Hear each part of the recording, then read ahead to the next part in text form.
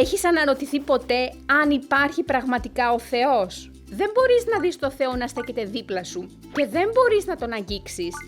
Άρα, πώς μπορείς να ξέρεις ότι ο Θεός υπάρχει πραγματικά? Υπάρχουν αρκετά πράγματα που δεν μπορούμε να τα δούμε ή να τα αγγίξουμε, όμως ξέρουμε ότι υπάρχουν. Δεν μπορείς να δεις τη βαρύτητα ή να αγγίξεις τα ιστορικά πρόσωπα που έζησαν στην αρχαιότητα. Μπορείς να δεις τον αέρα που αναπνέεις? Ξέρουμε ότι υπάρχει αφού τον αναπνέουμε.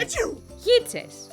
Όμως δεν μπορούμε να τον δούμε. Ξέρουμε ότι αυτό και τόσα άλλα πράγματα υπάρχουν πραγματικά εξαιτίας των στοιχείων. Όμως τι στοιχεία υπάρχουν για το Θεό? Χαίρομαι που ρωτήσατε.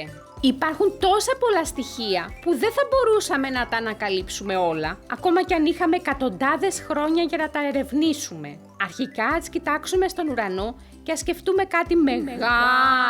Ξέρετε ότι ο Δίας είναι ο μεγαλύτερος πλανήτης του ηλιακού μας συστήματος? Στην έκτασή του μπορεί να χωρέσει τη Γη περισσότερες από 1300 φορές. Είναι μεγάλος πλανήτης.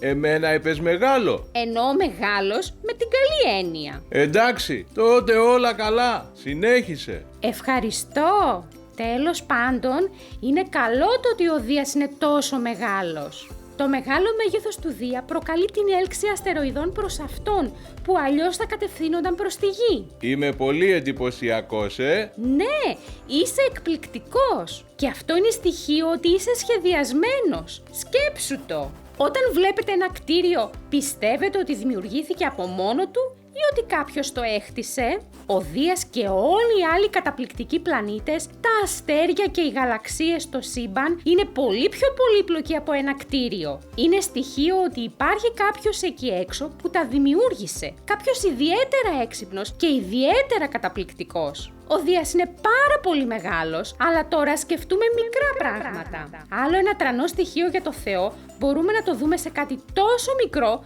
που δεν μπορούμε καν να το δούμε με γυμνά μάτια. Ας δούμε το θέμα μικροσκοπικά για ένα λεπτό. Έχετε ακούσει ποτέ για το DNA? Γεια! Το DNA βρίσκεται σε κάθε κύτταρο του κορμιού σας. Το DNA που υπάρχει σε ένα μόνο κύτταρό σας έχει τέτοιο μήκος, ώστε αν το τεντώσετε μπορεί να έχει το ύψος ενός ανθρώπου. Θα χρειάζονταν 40.000 τρώσεις για να γίνει χοντρό όσο μία ανθρώπινη τρίχα. Δεν θα τους πεις τι κάνω! Φυσικά! Το DNA είναι σαν ένας κωδικός. Σαν τον κωδικό ενός υπολογιστή, όμως πολύ πιο πολύπλοκος.